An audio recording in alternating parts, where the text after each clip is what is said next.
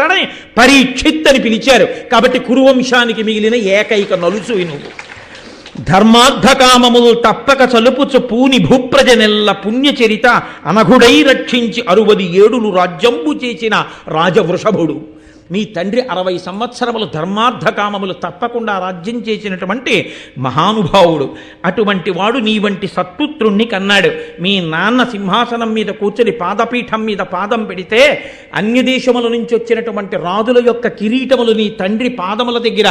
ఉంచి నమస్కరిస్తే వాళ్ళ కిరీటములలో ఉన్న మణుల కాంతులు మీ తండ్రి పాదములకు నీరాజనములు పట్టేవి. అంత కీర్తి వహించినటువంటి మహానుభావుడు. కానీ ఇదిగో మీ వంశంలో ముత్తాత పాండురాజు గారికి ఉన్నటువంటి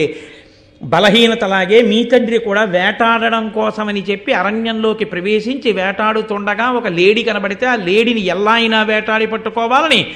తన పరివారం అంతా వెనకపడిపోయి ఎక్కడో ఉండిపోయినా తానొక్కడే ఆ లేడిని వేటాడి తీసుకొస్తానని లేడి వెంట పరిగెడుతూ బాణాన్ని విడిచిపెడితే బాణం తగిలినటువంటి లేడి పరీక్షిత్తుకి దక్కకుండా పారిపోయి శమీకుని యొక్క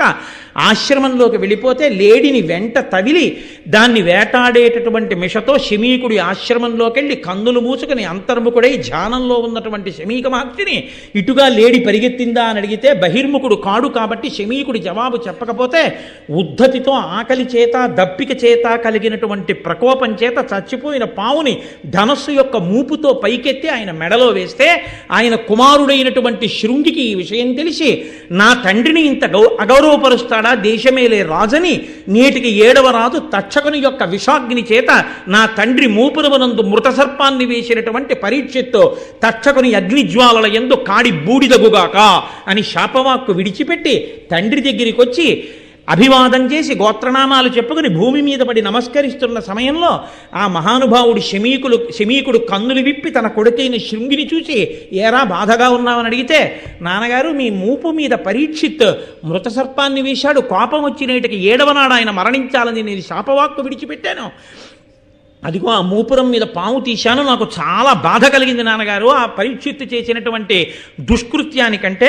శమీకుడు చూసి ఎంత పని చేశావురా, చంద్రవంశంలో పుట్టినవాడు మహాపురుషుడు రాజ్యమును ధార్మికంగా పరిపాలిస్తున్నవాడు అందరినీ కాపాడేటటువంటి ప్రభువుని నీ యొక్క వ్యగ్రమైన వాక్కు చేత అర్ధాయుష్కుణ్ణి చేసి పడగొడుతున్నావు, దీనివల్ల లోకమంతా పాడైపోదా, కోపం అనేది రానేకూడదు కానీ కోపం వస్తే ఎన్ని ఉపద్రవాలు వస్తాయో వినరా అని ఆ రోజున కొడుకు శృంగితో శమీకు నిలబడదు. కాబట్టి